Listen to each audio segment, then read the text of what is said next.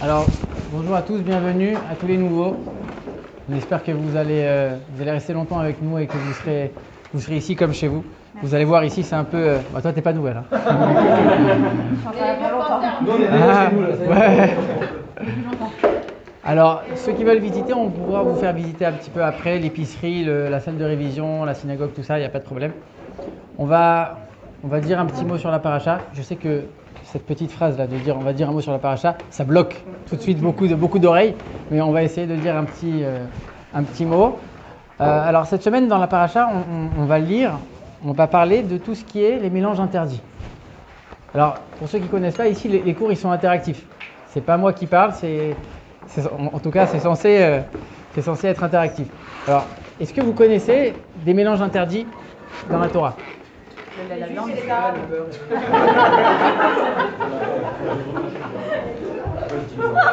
le lait et la viande, ouais, très bien. le poisson et la viande. Non, ça, ouais. Ok, ouais.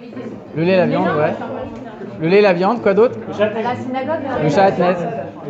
Le vin et la laine. Ouais, c'est ce qu'il a dit, ouais, bravo. Quoi d'autre? L'espèce interdite en page. Ouais, Il est croisement.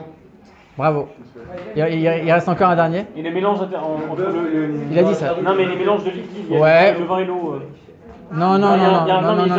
vin avec le bon vin et l'eau avec le bon vin. Non. Le bœuf et l'âne dans la Ouais, et encore un? Les espèces végétales. Ouais, bravo, ça y est. Bah, ils sont forts, ils ont tout dit. Alors, on va récapituler. Alors, s'il vous plaît. Alors, on a dit le lait et la viande, le lin et la laine, mélanger les espèces végétales quand on va les semer, des greffes de fruits, etc. C'était quoi encore? On a dit quand on va labourer un champ, ne pas tirer avec un bœuf et un âne accrochés ensemble. Et le dernier, c'est ne pas les faire se reproduire ensemble, par exemple un cheval et un âne, etc. Ça, c'est tous les mélanges qui sont interdits. Maintenant, on voit que quand on a un vêtement qui est en lin, on va mettre des tzitzit en laine. C'est-à-dire qu'on voit qu'il y a une exception. Il y a en tout cas cette catégorie du lin et de la laine, il y a une exception. Quand on a besoin de mettre un tzitzit sur un vêtement en lin, on va permettre. De la même manière, quand il y avait le Kohen Gadol, le grand prêtre dans le Beth Amikdash, lui, il avait le droit de mélanger le lin et la laine. Il avait une ceinture en lin, etc., sur des habits de laine. C'est les seules exceptions. Tous les autres cas, alors, le lait et la viande, c'est une question. Le lait et la viande, c'est une question. Il y a une longue discussion dessus, mais on ne va pas s'arrêter sur ça. Et tous les autres, on dit ça c'est interdit, on ne bouge pas, on ne touche pas. Alors pourquoi? C'est quoi la différence? Qu'est-ce qui se passe? Est-ce que quelqu'un a une idée? Pourquoi l'un oui et les autres non? Hein, quoi? T'as dit quoi toi?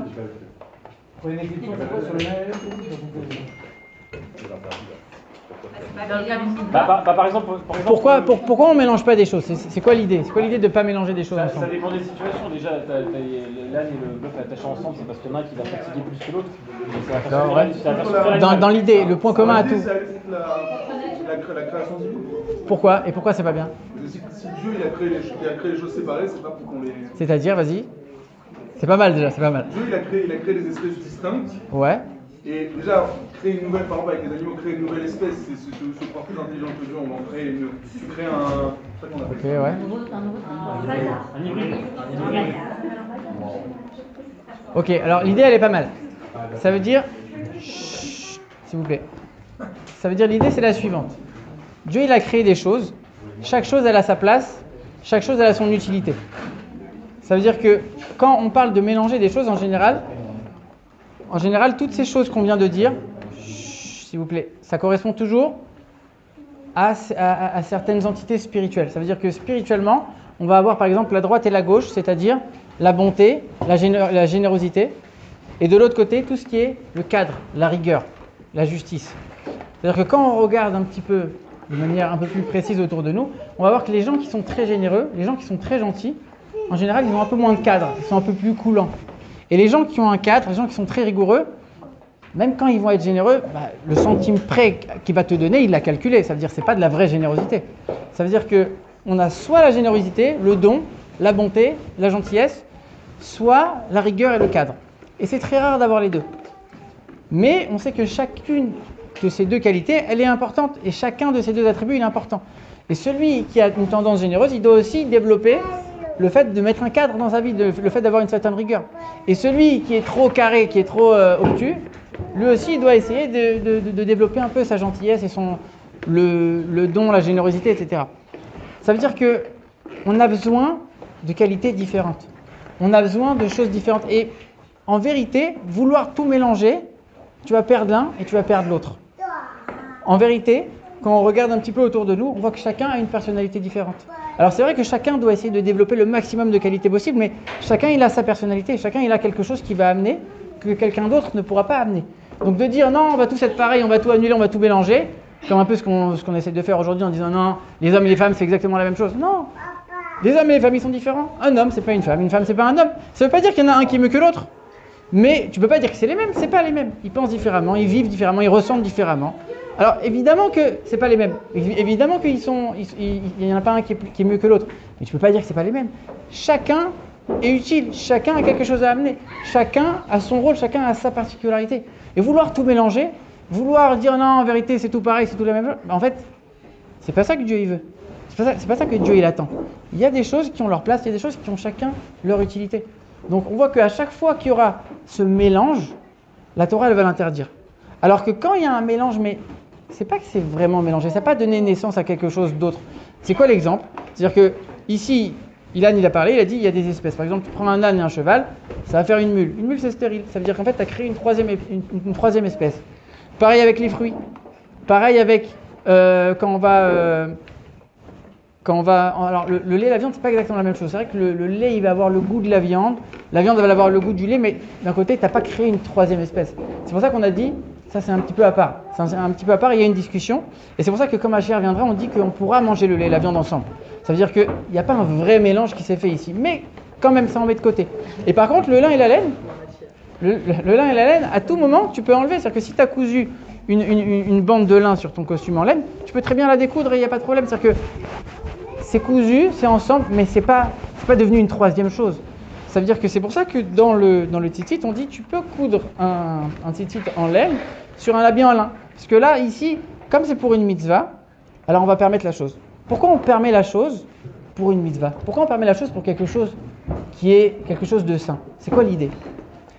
L'idée, c'est la suivante, c'est que quand on a deux opposés, quand on a deux choses qui sont a priori contradictoires, comment on fait pour les unir? Il faut toujours les confronter à quelque chose de plus haut, quelque chose de plus grand. Ça veut dire quoi? L'exemple qu'on donne tout le temps, que j'ai souvent évoqué ici, c'est un exemple complètement fictif, mais c'est pour imaginer un petit peu. Imaginez qu'il y a un royaume, il y a le roi, et il y a les ministres. Il y a un ministre de la bonté et un ministre de la sévérité. Imaginez une chose pareille. Et quand on les met les deux ensemble dans la même pièce, qu'est-ce qu'ils font? Ils se tabassent la tête. Parce qu'il y en a un, il dit A, l'autre il dit B à chaque fois. C'est-à-dire que les deux, ils veulent à chaque fois exactement l'opposé de l'autre. Sauf que quand le roi il arrive, eh ben, les deux, devant le roi, ils ferment leur bouche, ils disent plus rien. Et les deux, ils vont pas exister. Moi, je suis le ministre de la bonté. Non, moi, je suis le ministre de la sévérité. Les deux, c'est des ministres. C'est-à-dire que les deux, ils ont un rôle. Et les deux, ils comprennent qu'ils ont un rôle à jouer dans le royaume. Et il n'y en a pas un qui est mieux que l'autre.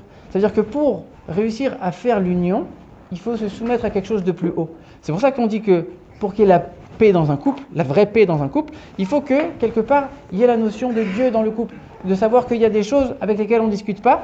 Et quand on se soumet quelque part un petit peu à Dieu, alors ça permet aussi de rapprocher certains opposés.